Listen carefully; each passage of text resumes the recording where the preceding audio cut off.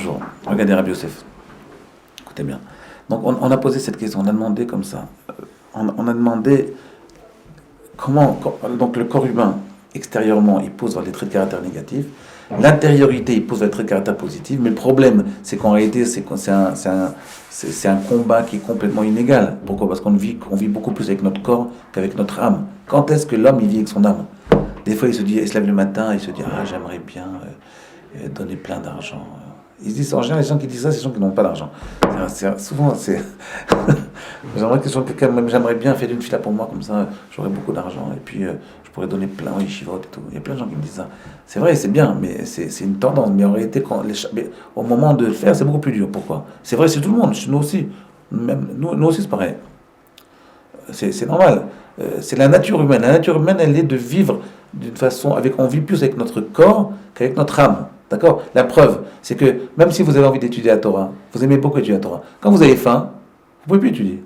Pourquoi ? Le corps, il est beaucoup plus puissant dans ses demandes, dans ses instincts, dans ses pulsions, que l'âme. L'âme aussi, elle a une pulsion. Mais combien on la sent, la pulsion de l'âme, d'avoir une envie terrible d'étudier la Torah ? Peut-être, en réalité, peut-être, chez les gens qui ont touché le bas.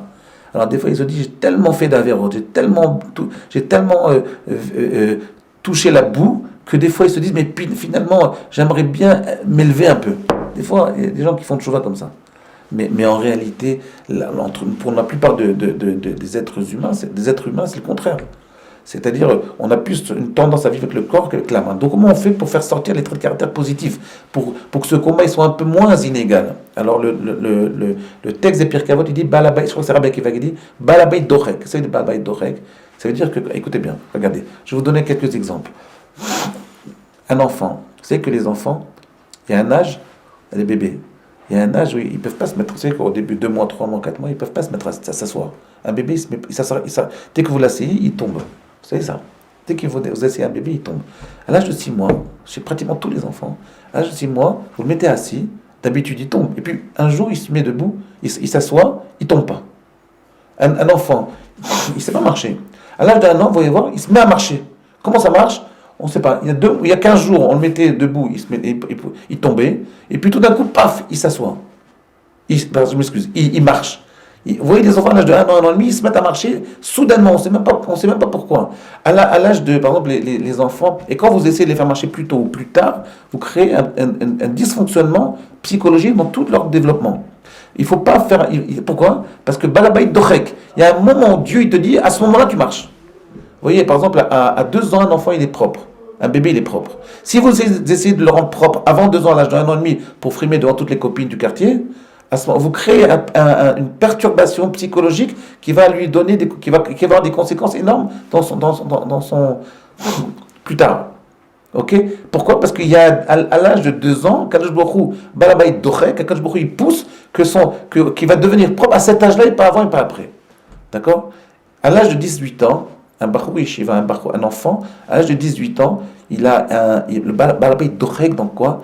Dans l'intellect, dans l'idéal, dans le fait de réfléchir intellectuellement, avoir un idéal et réfléchir intellectuellement. Regardez, moi mon maître toujours il disait que c'est pas très bien d'étudier trop en profondeur avec des enfants de 15-16 ans, des adolescents de 15-16 ans. Pourquoi ? Parce qu'ils n'ont pas encore cette pulsion vers l'intellect, cette pulsion vers la profondeur.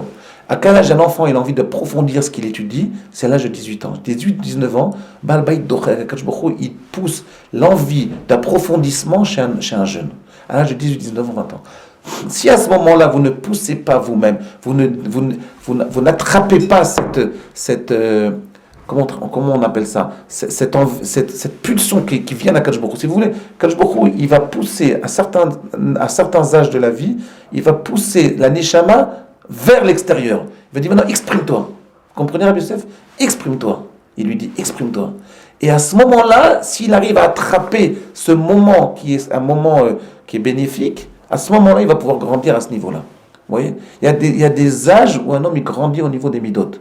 Il y a des âges où un homme il grandit au niveau de son intellect. S'il développe pas, s'il n'arrive pas à attraper cette aide d'Akadosh Baruch Hu au vol, alors c'est passé et après il ne peut plus rien faire. Il ne peut pratiquement plus rattraper. Comprenez ? C'est-à-dire qu'un jeune à 18-19 ans, il faut lui apprendre à approfondir les textes de la Gemara. Pourquoi ? Parce que c'est le moment propice Ou Akash Baruch Hu, il te donne une certaine ishmaïa, une aide pour que tu réussisses à ce niveau-là. Quand tu réussis, après toute ta vie, tu auras envie d'approfondir. Si tu n'as pas attrapé cette aide au vol, après tu vas rater. Tu ne pourras plus jamais rattraper ça. C'est comme ça que ça marche. Vous comprenez? Un enfant, si à l'âge d'un an et demi, on ne l'apprend pas à marcher, même s'il marche à 3 ans, parce qu'on l'a mis debout à l'âge de 3 ans, il se met à marcher à 3 ans, mais je peux vous assurer que jamais cet enfant il marchera bien. Jamais. Il marchera toujours un petit peu en boitant. Il ne saura jamais courir rapidement. Vous voyez, il aura toujours un problème à ce niveau-là. Pourquoi? Parce qu'on n'a pas réussi à attraper le balabait d'orek, le moment, l'instant de balabait d'orek. Comprenez, Rabbi, c'est très important ça. Et bien au niveau ruchani, au niveau spirituel, c'est exactement pareil. Quand je beaucoup des fois, il nous donne envie de faire des mitzvot. Certaines mitzvot, il faut les attraper au vol. Quand par exemple il y a un moment dans votre vie où vous gagnez beaucoup d'argent, et là vous avez un instinct de donner, vous avez envie de donner.